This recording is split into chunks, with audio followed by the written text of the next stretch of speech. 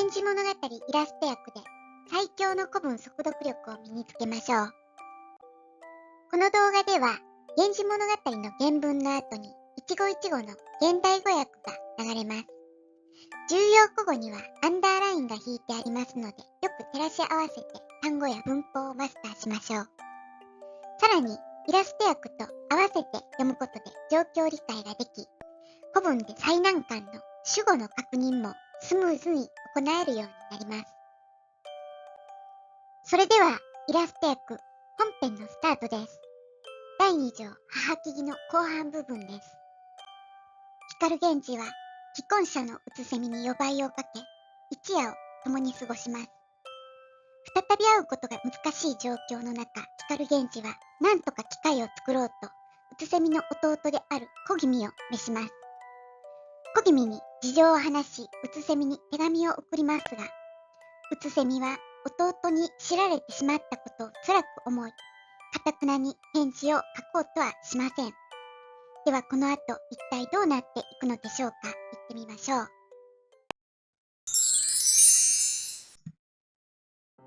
この子を松は下まいて、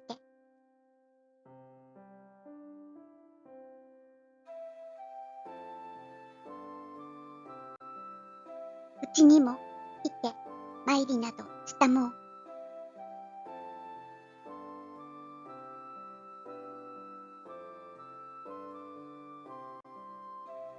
我が憎重殿にのたまいて、相続などもせさせ。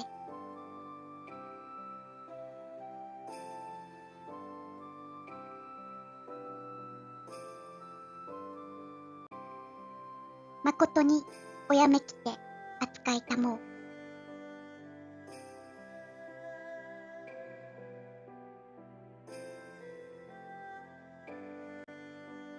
御文は常にあり。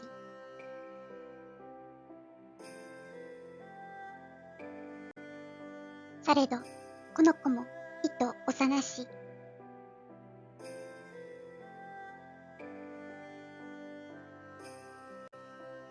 心より他に地理もせば。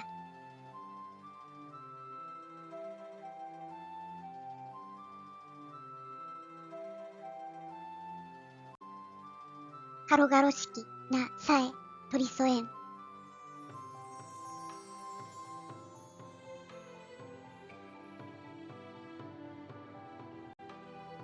身の覚えを意図尽きなかるべく思えば。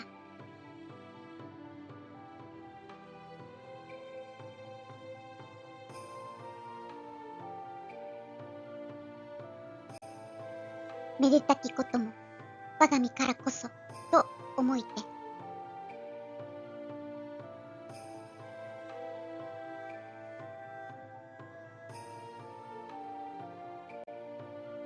打ち解けたる御依頼も聞こえず。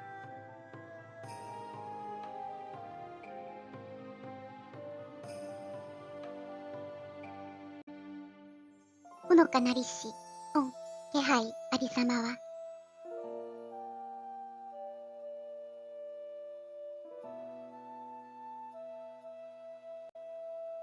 下に鍋手にやわと。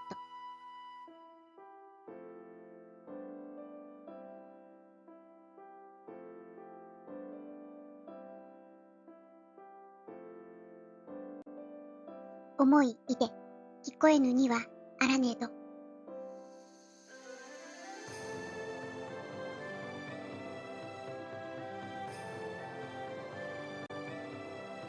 おかしき様を見え立てまつりても。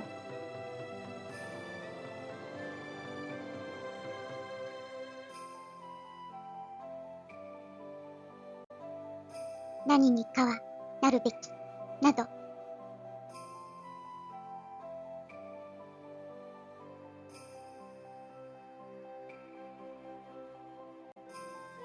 思い返すなりけり。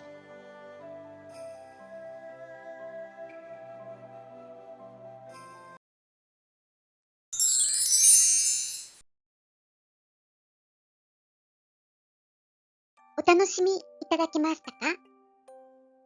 単語や文法は頭に入りましたでしょうか？今回の重要古語はこちらです。また、文法事項はこちらです。今回は、敬語の敬意対象についてです。今回の源氏物語には、尊敬語と謙譲語が出てきましたね。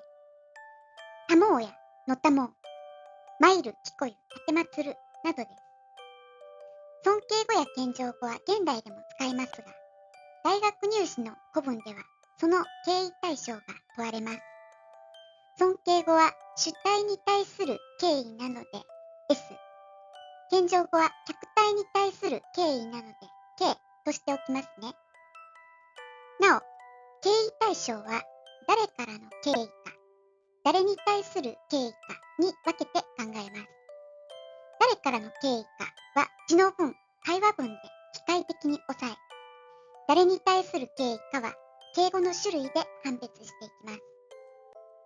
では今回の文章で出てきた敬語を見てみましょう。まず、余談活用のたもうが出てきましたね。これは字の文なので作者からの敬意表現。源氏物語を書いた紫式部からの敬意表現ということですね。そして、誰に対する敬意かは敬語の種類で判別します。玉井は余談活用なので尊敬語。尊敬語ならば主体に対する敬意表現です。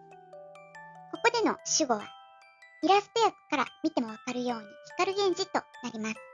つまり、この玉井は作者から光源氏に対する敬意表現です。ちなみに、古気味には敬語が使われないことも知っておきましょう。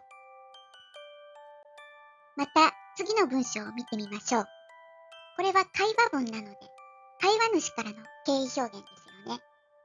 ここでは、うつせみの真鍮会話文なので、うつせみからの敬意です。そして、たてまつるが補助動詞の場合は、謙譲語です。謙譲語は客体に対する敬意表現。ここで、見るは見せるという意味になるということも押さえておきましょう。うつせみは誰におかしきことを見せるのでしょうか？そう、光源氏ですよね。つまり、このたてまつりは、会話主であるうつせみから光源氏に対する敬意表現です。敬意対象は何度も練習を積み重ねて即座に判別できるようにしていきましょう。さあ、今回も第2条母木木からの動画でした。第1条起立簿および天代の品定めについては再生リストを作ってありますので、合わせてご覧になってくださいね。ブログの方も毎日更新をしています。よかったら日々の受験勉強のサポートとして